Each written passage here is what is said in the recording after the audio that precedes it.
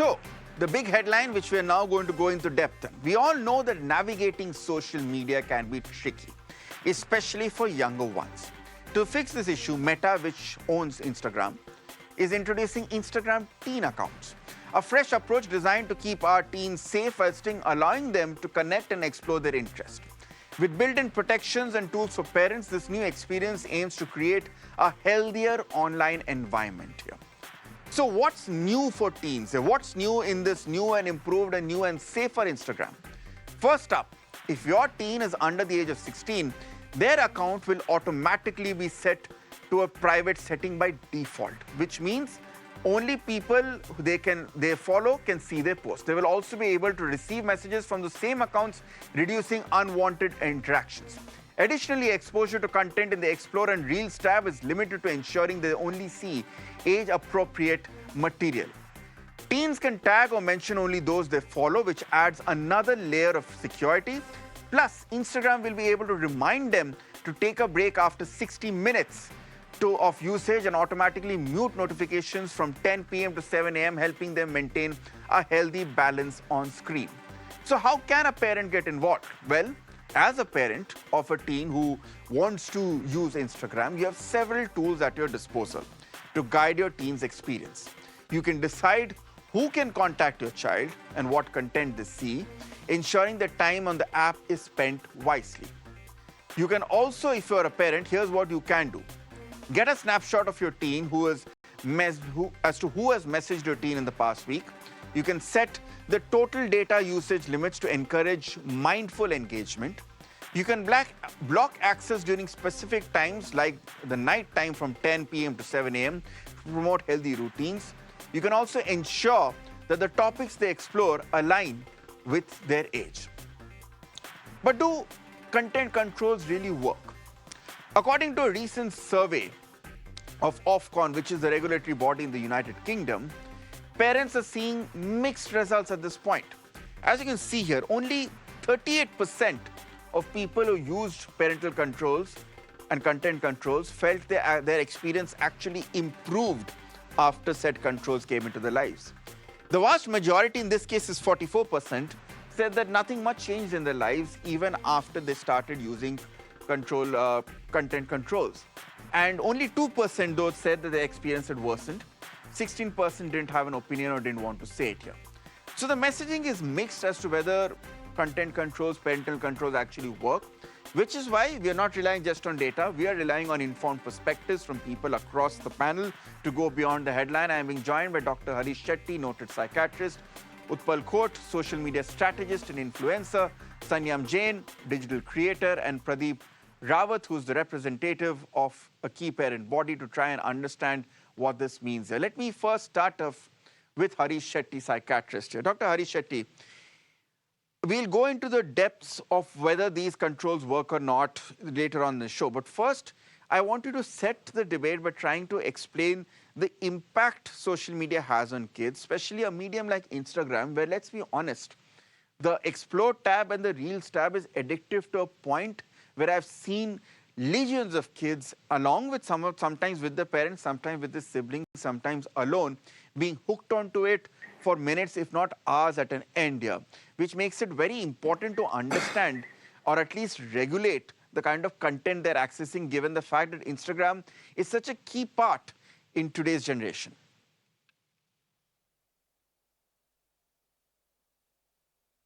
Absolutely. I think one of the most important things is that children do not allow their parents to touch their phones. Try and touch their phones and they will revolt. They will blackmail them. Yeah. They will get hostile and they will get very angry. Number two, social media is built to be addictive and seductive. It's not meant for social service and social work. In my experience, a large number of children who have been addicted to these reels have been waylaid by adults and exploited and looted also. I remember this girl who fell into a trap of an elderly man, a little older than her, and then he asked her to get money from the house.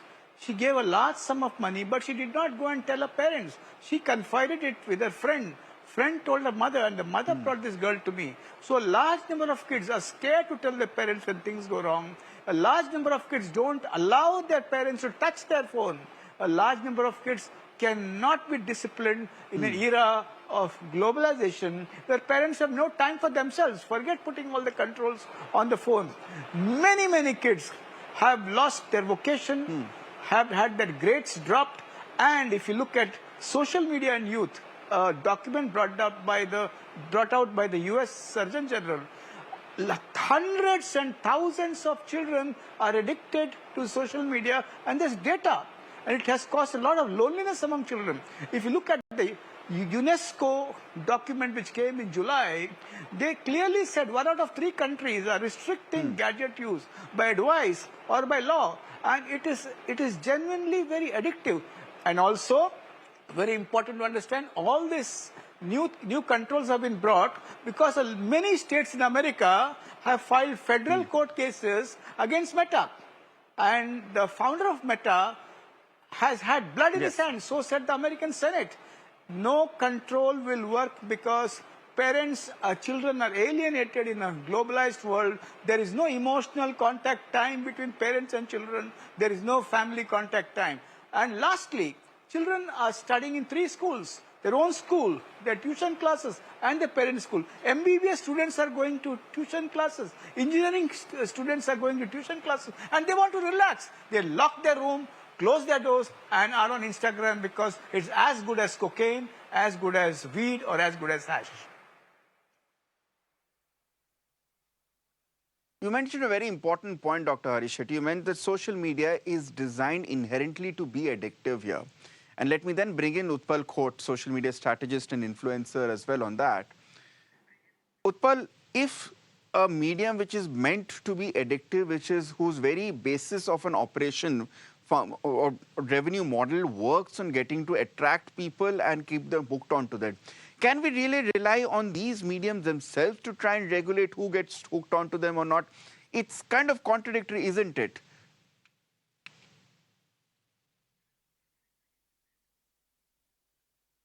First of all, thank you, Ritangshu, for inviting me over on this panel. And it's great to be here with you all. As Dr. Saab rightly pointed out, and adding my own points to it, I don't think that only the social media platforms or asking them to, make a self-regulatory body or rules is going to be effective on the children. It has to be a joint effort from the government, from the social media platforms, and from the parents themselves when it comes to taking care of their children. Because the punishment has to be very strict on the social media platform if they deviate from the particular norms, if they allow any kind of lenience. That is when they will make strict policies and strict norms. Parents have to be always monitoring the children, because if the parent is not monitoring the children nowadays, 15-year-old, 14-year-old, they are very smart. They can easily crack open your parents' phone and access their account if they are restricted, as in to not use the 16 plus wala account. They'll probably hack in, they'll probably crack the phone password, use their parents' account to surf whatever they want to. So parents always have to have a keen eye as to what their child is doing. Elder kids in the house, 18 plus, they definitely will play an important role. They'll have to look after their siblings, ensure that they don't fall trap to such, honey traps which are mentioned, because younger kids often tend to fall to such traps, be it money, online gaming, or such kind of things. So overall, it's the responsibility of everyone to work collectively to ensure that our teenagers are not going in the wrong direction. It has to be a collective effort. Sanya Jain, let's bring in, as someone who actively uses Instagram to be a digital creator at this point, perhaps you'll be better placed to explain to us whether these parental controls can actually work. Because my understanding is, if Instagram gets to know your age, it will then automatically send you into a private account and will come up with a whole list of security features meant to keep you safe. But the core question is, in a generation which has grown up in the years of Orkut, where everyone faked their age in order to be 18 plus, how difficult is it to stop young teenagers or young or stop children from actually faking their age when they create an account to ensure and claiming that they are above 18, so that automatically they get access to the full range of content and quality that Instagram offers?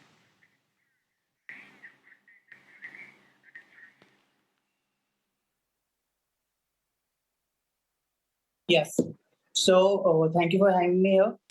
Sanyam, Uh, as a creator myself, I myself spend 2-3 hours at least on Instagram, but I recently got to know that these teenagers who are just underage, they are spending 7-8 hours of their time on Instagram. And I think it is very important to have that parental control because, like Utpalji said, that it's not just the meta. I think parents also needs to have that control over their kids and the Instagram because or like I'm the youngest on the panel, and still I can say that I have seen the time where the phones and social media did not exist.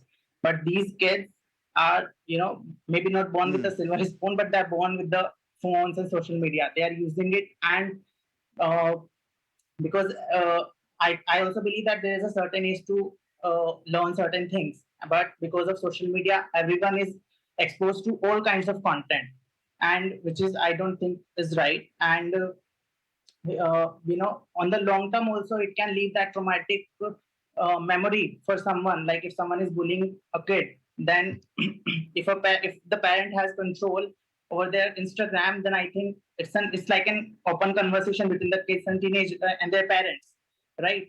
So, like for example, if someone is bullying a kid, then and the kid knows that their parents are watching, then the kid will also feel a little bit secure that okay, my parents are watching. And even someone who's bullying, they will also feel a certain kind of fear that okay, his or her parents are watching. So that I think will create a great impact uh, for having a social media and these so controls. we have had three guests on the panel so far talk about how the primary role is with parents, not with, of course, Instagram or the social media provider in this case. Pradeep Rawat, as someone who's a parent and someone who advocates for parents' rights and for parents in general here, I have a question about the importance or the role of parents themselves. From my understanding, we have seen two kinds of parental behavior when it comes to monitoring children on Instagram or any other social media. One is the generation of parents who never dealt or never grew up with social media. Their logic is what something like we were told when mobile phones became important, when Facebook, Orkut first came in, saying that nahi, phone nahi, no mobile phones till the age of 18 years, no online till the age of 18 years and all that. That simply does not work in a case like today, where as Sanyam pointed out, everyone, literally this generation has grown up with a mobile phone in their hands more than a book, more than anything else. The second category of parents are the younger parents who themselves are hooked onto social media. And for them, it's very tempting to try and divert attention or divert the responsibilities by saying that, okay, tum bhi phone lekar khelte raho, the kid will be quiet or the kid will eat their food or the kid will be quiet or stable while hum apna kaam kar rahe. Or sote waqt, the kid also goes on Instagram while you also check Instagram reels. So where do parenting responsibilities come in this point? How do we find a middle ground between actively encouraging your kids to be online versus completely coming up with repressive measures? Thank you, Riktashu, for having me on the show. To be very frank, this topic is somewhat very close to my heart. We have been raising the issue not only with the authorities, with the government, and with parents as well, with the schools, in fact, also. What I believe is ultimately I have the responsibility for my child. What my child does, I should always keep a track of it. That is number one. Number after the COVID epidemic, the world changed. Whether we accept it or not, the world has changed now. Because after COVID, every child had a laptop or a phone on his hand or her hand, and they used to study through laptop, or basically they were studying online. So that was the time when we had the Yes. duty. We could have stopped them from using it more than they were required to. Moreover, as a parent, I still believe there are parents who always monitor whether Meta does something or not. They are parents. I happen to talk to so many of them because they discuss stuff with me. They always believe that whatever the government is doing, whatever the authorities are doing, whatever the Meta or any other social media app is doing, there is to be a parental control always. Parents need to understand they cannot just shy away from the responsibility that, okay, I have given my child a phone or something like that, and then my duty is done. No, not at all. Secondly, not everything is bad in social media. There are children sitting in the remote corners of the country with no Exactly. access to good schooling or good teachers through YouTube. They learn so much of stuff. Education is done through YouTube and all these kind of social apps also. So what I believe is there has to be a balanced approach. Secondly, as parents, we have to be responsible, but moreover, there should be some stricter laws for applications like Meta, Facebook, and these kind of apps, so that even if they make a mistake, they should Hmm. be stopped there and then only. It should not become that either the parent is responsible or the Meta is responsible. Basically, both are responsible, and both got to understand children are the future. If we don't care about them, who else will? Okay, so Pradeep Rao, one of the points you mentioned was of more responsible parenting, if I've gotten correct here. Let me now bring in the flip side to it and get me rope in Dr. Hari Shetty in this point here. Responsible parenting in our country often means strict parenting, which may be which may be necessary, which may be the need of the hour, but sometimes it also has a Newtonian effect of a rebelling teenager. Now, we all remember how we were in our teens. We were all, this was an age of rebellion. This was an age of understanding puberty, understanding the world around us in a new light. And especially with social media coming in, you are open to a whole new world of exploring and possibilities where your curiosity is being satiated. Now, the more stricter you deal with a teen at this point, there's a chance, especially in Indian families, where so many times there is repression in terms of talking about sex, in talking about other taboo activities. Children or teenagers specifically often look at social media as a form of rebellion, which is why we saw so many TikTok reels, then so many Instagram reels by people who are in the 25 to or below age bracket, because for them, it's the first time they're getting to explore themselves and actually express themselves here. In this case, if you call for stricter parenting, will it not result in a more rebellious consequence of more children actually defying their parents and then even using Instagram to see, okay, if I'm being stopped from viewing this content, what exactly is this content? Let me go and see.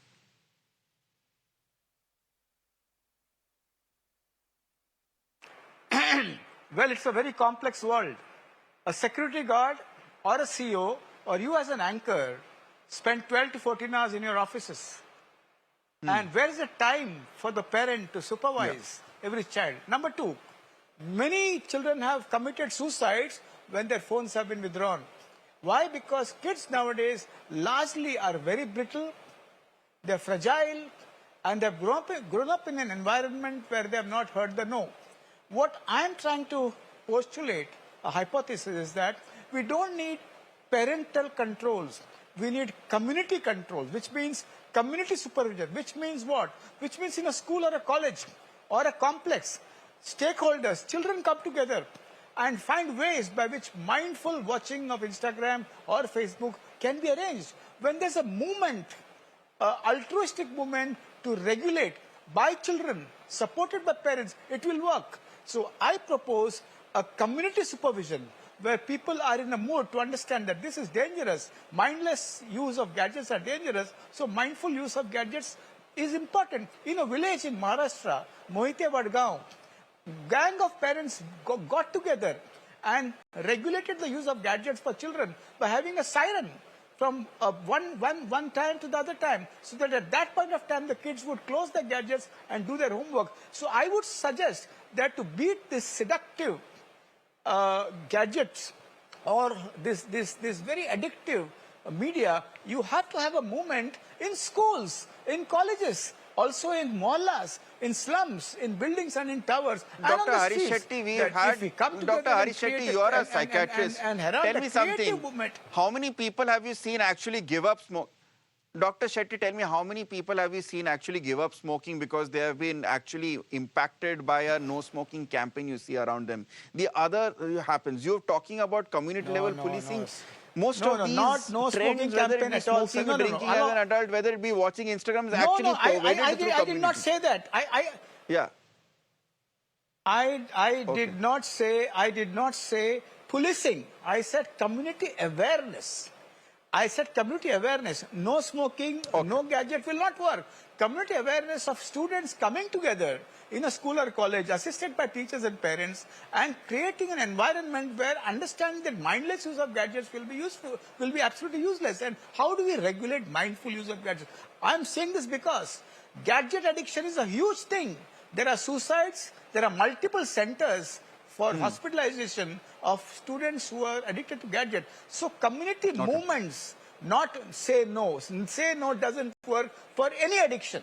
So that altruistic movement, which is very creative, will help a large number of kids when parents come together and kids come together in a uniform manner, where they would say, let us find out ways of using the gadgets mindfully.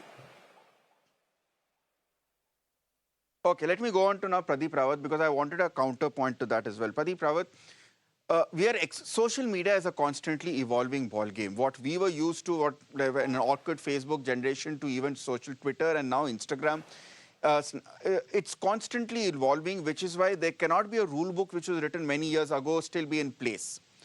Similarly, shouldn't parenting techniques also evolve with time? Because parents tend to sometimes follow the disciplining norms which they were given as children themselves from their parents. That doesn't really apply in today's age, because the exposure a child has to technology, you mentioned the fact that the COVID pandemic played such a big role in exposing a child to technology, is incomparable to what parents themselves faced when they were children at this point. So how do we evolve parenting styles? This is the last question I'll have on this aspect before I bring the debate back onto the role of Instagram and other platforms. Pradeep Rawat.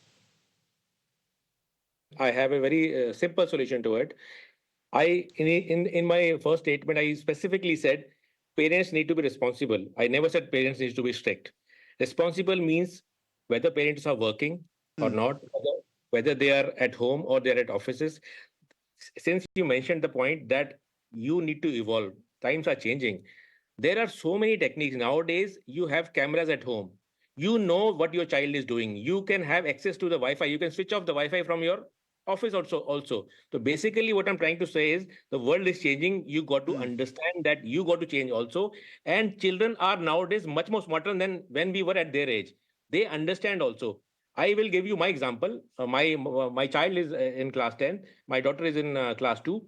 They both have access to laptops and mobile phones. But I assure you, whenever they want to use it, they simply say, Papa, can we use it? I hardly say no, but they also know when to take it, when not to take it. And whether they know it or not, I kind of keep a track of what they are doing.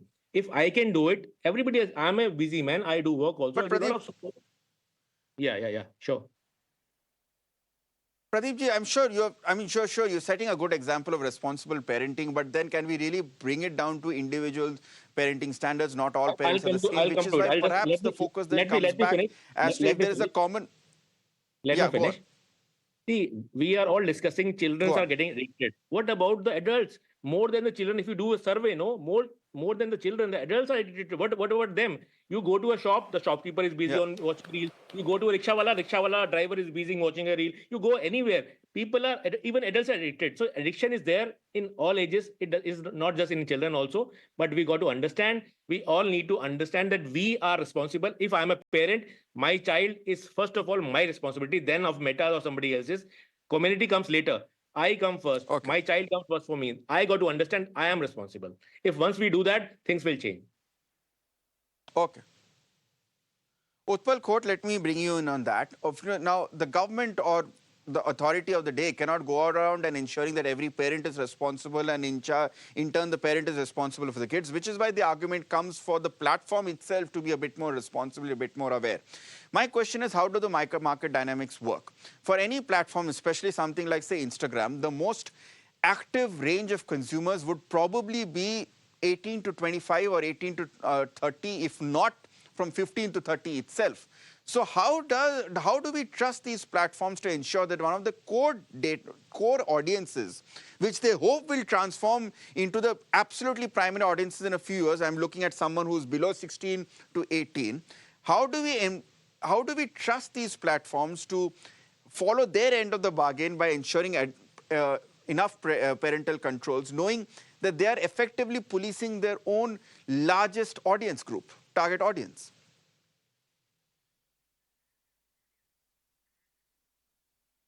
No, we cannot trust them, to be honest, because we are very liberal. And when I am saying we are very liberal, I mean only India. You would be aware that UK has actually succeeded in passing a law wherein they have said that the global fee of a particular platform, 10% of that will be charged as fine if these policies are not strictly implemented. If a similar kind of stand is taken by all the countries across the globe, which means every country will take 10% fine if the social media platform fails to implement these policies, automatically the platform will come in action and they will ensure that whatever they are preaching, whatever they are saying, it is put into practice. Otherwise it is only going to be remain on paper, because making policies, formulating rules is very easy, but whether we are following that or not, like if you would have read in the news, a teen comes and he has committed a murder on camera, which goes across on social media, and the video is seen. There is no masking, nothing. It is shared across by many users. By the time it is taken down, it had some 30,000 plus views, and then police came into action. The culprit was caught. Again, he was a underage boy or whatever. But 30,000 views actually happened because when he was doing this live, there was no mechanism to monitor it and to stop it. So this is where social media platform have to come in action. The algorithms which we are talking of, the AI which they use, definitely can be programmed if they invest right kind of money into it, wherein they will ensure that whenever such kind of actions are happening, which could be related to crime, which could be related to rape, which could be related to any kind of sexual offense or child abuse, automatically it has to be stopped, it has to be blocked. So once that is done, a child getting exposed to such kind of content becomes, it's greatly reduced. I will not say it will stop completely, but it will reduce. But for that, the platform has to take initiative, and for the platform to take initiative, the government has to be strict with the particular platforms. That if you fail, boss, आपको 10% fine लगेगा ही लगेगा हमारी country में, तो हमारी country में नहीं होना चाहिए. अगर हर कोई ऐसा करेगा, automatically they will have to make such powerful algorithms which will ensure that this safety is taken care of. How feasible that is, Mr. Kaur? Because we're looking at a case where there is also a competition between different platforms in order to try and be the most accessible here. Now, the example that comes to my mind is a few years ago when TikTok was banned. Now, obviously, it was banned because of the presence of a Chinese ownership here, but there was also raging debate in the run-up to its ban in terms of the kind of content we saw, precisely the grounds you mentioned: graphic violence against children, sexual content involving children here, and a lot of, in general, anti-social activities which we, in terms of just trying to garner, in terms of behaving irresponsibly, behaving against social and societal norms, creating a nuisance just to get attention. When TikTok got banned, this entire crowd shifted to Instagram, to a point that now people globally actually say that, TikTok has become a lot more sanitized, a lot more safer platform than what Instagram is right now. So you are looking, so if today you ban or if you regulate one platform, another platform will take this crowd upon. So how then you target this multi-headed hydra?